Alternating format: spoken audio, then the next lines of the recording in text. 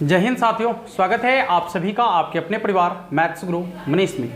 दोस्तों मैं हूं एमके एक्सपर्ट और आपको बता दें कि आपका जो है बोर्ड एग्जाम 2023 और 24 के लिए एक बहुत बड़ा अपडेट आ गया है। और आपको बता दें कि एग्जाम कैलेंडर जो है पहले ही जारी हो गया था आप लोग का, ठीक है ना। लेकिन फिर से जो है आपको बता दें कि इस बार थोड़ा सा बदलाव किया गया है आपके एग्जाम पैटर्न में भी, और दूसरा आपके एग्जाम को लेकर जो है एक बहुत बड़ा अपडेट बिहार बोर्ड जारी किया है। और अब आपको बता दें कि उन सारे बच्चों का अब खैर नहीं है जो भी बच्चे सिर्फ ये सोच रहे हैं कि हम किसी तरह से पास हो जाएंगे, ठीक है ना।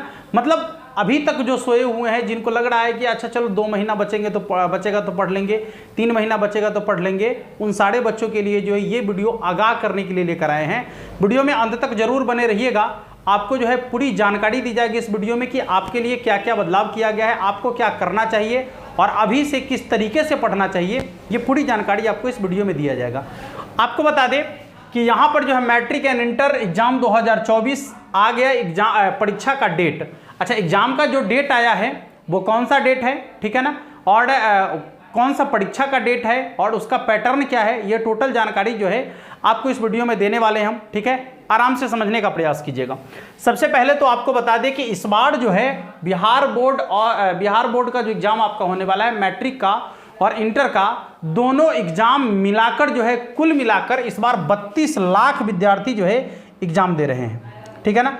इस बार कुल मिलाकर 32 लाख बच्चे एग्जाम दे रहे हैं। तो यहां पर देख सकते हैं आपका जो है इस बार 32 लाख बच्चे एग्जाम दे रहे हैं, जिसमें मैट्रिक के लगभग 16 लाख से ज्यादा विद्यार्थी हैं, ठीक है ना।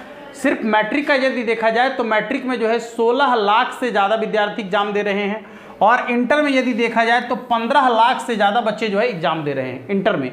और यदि कुल मिलाकर देखा जाए तो लगभग 32 लाख बच्चे जो है इस बार एग्जाम में शामिल होने वाले हैं, ठीक है ना। अब आपको यह बताएंगे कि आपका जो एग्जाम का पैटर्न है, सॉरी एग्जाम का डेट है, वो कौन सा एग्जाम है, तो आपके सेंटअप एग्जाम में, ठीक है ना। मतलब जो आपका बोर्ड एग्जाम होगा उससे पहले जो एग्जाम होता है उसको कहते हैं सेंटअप परीक्षा, या फिर आप उसको कहते हैं जांच परीक्षा। बिहार बोर्ड के अनुसार उसको जांच परीक्षा कहा गया है। तो उसका जो है एक डेट आ गया है। अब देखिए, इस बार इंटर के सेंटअप परीक्षा का जो डेट है वो 27 अक्टूबर 2023, यानी 27/10/2023, 27 अक्टूबर से जो है आपका सेंटअप परीक्षा होने वाला है। अच्छा, सेंटअप परीक्षा क्या है, उसका पैटर्न क्या है, आपको हम बताने वाले हैं। बस वीडियो में थोड़ा सा जो है आपको बने रहना है। इसके बाद दूसरा आपका जो है मैट्रिक सेंटअप एग्जाम 2023 और 24 का जो एग्जाम डेट है वो है 23 सितंबर 2023, ठीक है ना। हाँ,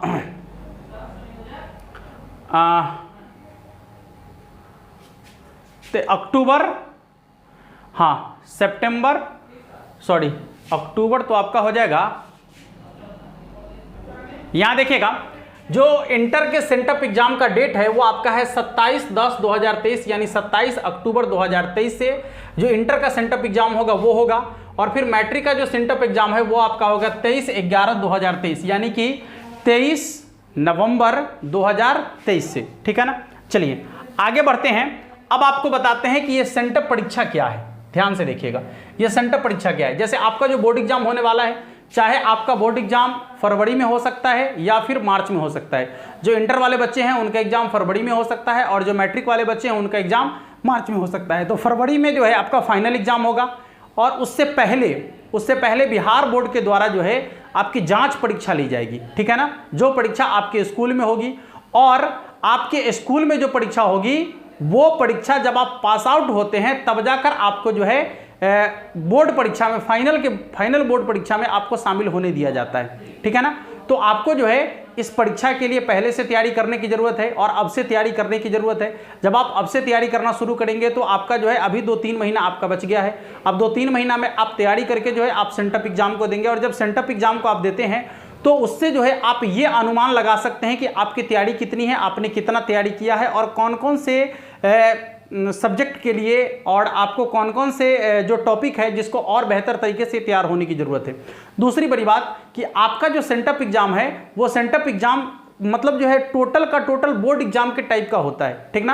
हाँ, मतलब आपके बोर्ड एग्जाम में किस पैटर्न का क्वेश्चन पूछे जाएंगे, किस तरीके का क्वेश्चन पूछा जाएगा, एग्जाम का पैटर्न क्या होगा, इसको प्रदर्शित करने के लिए जो है सेंटअप परीक्षा लिया जाता है, ताकि जो है आपको पता चले कि आपका जो बोर्ड एग्जाम 2024 में होने वाला है वो बोर्ड एग्जाम किस पैटर्न पर होने वाला है, ठीक है ना। तो उसी पैटर्न पर आपका जो है सेंटअप एग्जाम होगा, ठीक है। अब चलिए, यह स्पष्ट रूप से जो है आपका एक पेपर कटिंग आपको दिख रहा होगा, इसमें यह पूरा बताया गया है। सबसे पहले तो ऊपर आपको दिख रहा है कि सेंटअप का प्रश्न पत्र बिहार बोर्ड करेगा जारी, मतलब जो सेंटअप परीक्षा आपका होगा, ठीक है ना, उसका जो क्वेश्चन पेपर होगा, ठीक है, वो पहले अपने मन से जो है स्कूल मतलब क्वेश्चन बना लेता था, कुछ भी क्वेश्चन अपने मन से बना लेता था और वो जो है अपना एग्जाम ले लेता था। लेकिन यहां पर आप देख सकते हैं कि जो बिहार बोर्ड का नियम है इस बार का, उसमें कह रहा है कि सेंटअप परीक्षा का जो प्रश्न पत्र है वो बिहार बोर्ड करेगा जारी, ऑनलाइन दिया जाएगा रिजल्ट। मतलब जब आपका बिहार बोर्ड का जो सेंटअप परीक्षा होगा उसके लिए जो क्वेश्चन पेपर है बिहार बोर्ड की तरफ से आएगा, ठीक है ना, और जो क्वेश्चन पेपर है उसी क्वेश्चन, और वो जो क्वेश्चन पेपर आपका होगा बिल्कुल बिहार बोर्ड के पैटर्न का, मतलब जो फाइनल परीक्षा है उसके पैटर्न का क्वेश्चन पेपर होगा, मतलब उसी टाइप का क्वेश्चन आपको वहां पूछा जाएगा। कुल मिलाकर आपको पहले से बता दिया जाता है कि आपके बोर्ड एग्जाम में इस तरीके का क्वेश्चन आपसे पूछे जाएंगे, ठीक है ना। और जब आपका एग्जाम हो जाएगा तो जो उसका रिजल्ट होगा, ठीक ना, वो रिजल्ट आपके स्कूल जो है ऑनलाइन भेजेगी बिहार बोर्ड को, ठीक है ना। और जब बिहार बोर्ड को वहां पर रिजल्ट भेजा जाएगा तो बिहार बोर्ड में आपका जो रिजल्ट है वो देखा जाएगा। यदि आप उसको पास कर लिए हैं तो आपको फाइनल परीक्षा में बैठने दिया जाएगा, यदि आप पास नहीं होते हैं तो आपको फाइनल परीक्षा से वंचित कर दिया जाएगा, ठीक है ना। हाँ, देखिए यहां पर लिखा हुआ है कि इंटर जांच परीक्षा 27 अक्टूबर, मैट्रिक की जांच परीक्षा जो है 23 नवंबर से होगी। इसके बाद यहां पर देखिएगा, यहां पर लिखा है कि इंटर मैट्रिक की जांच परीक्षा यानी सेंटअप परीक्षा की तिथि तय कर दी गई है। जांच परीक्षा 27 नवंबर से होगी, मैट्रिक की 23 नवंबर से होगी। इस बाबत माध्यमिक शिक्षा निदेशक ने बताया कि शैक्षणिक कैलेंडर के अनुसार ही इंटर और मैट्रिक की जांच परीक्षा ली जाएगी। परीक्षा कार्यक्रम बिहार बोर्ड जारी करेगा। इस बार 32 लाख से अधिक परीक्षार्थी शामिल होंगे। इनमें 16 लाख के लगभग मैट्रिक में और 15 लाख से अधिक इंटर में परीक्षार्थी शामिल होंगे। सेंटअप पास करने के बाद ही परीक्षार्थी इंटर और मैट्रिक वार्षिक परीक्षा में शामिल हो पाएंगे। देख लीजिए यहाँ पर स्पष्ट रूप से लिखा हुआ है कि जब आप सेंटर परीक्षा पास आउट होइएगा तभी जाकर जो है आपको बिहार बोर्ड के फाइनल परीक्षा में बैठने का मौका दिया जाएगा, अन्यथा आपको मौका नहीं दिया जाएगा, ठीक है ना। इसके बाद प्रश्न पत्र इस बार बिहार बोर्ड ही तैयार करेगा और जो आपका सेंटर परीक्षा है उसका जो प्रश्न पत्र है, जैसा कि हम आपको पहले ही बता दिए हैं, वो प्रश्न पत्र जो है बिहार बोर्ड ही तैयार करेगा, मतलब बिहार बोर्ड के द्वारा ही वो प्रश्न पत्र जो है जारी किया जाएगा। और जैसे आपका एग्जाम में आता है ना क्वेश्चन पेपर बिहार बोर्ड से, वैसे ही आपके स्कूल में भी जो है क्वेश्चन पेपर बिहार बोर्ड से आएगा और उसी के अकॉर्डिंग आपका जो है परीक्षा होगा। बोर्ड सभी स्कूलों को प्रश्न पत्र भेजेगा, इसके साथ OMR पत्रक भी होगा। मतलब इस बार जो है बिहार बोर्ड OMR सीट भी भेज रही है।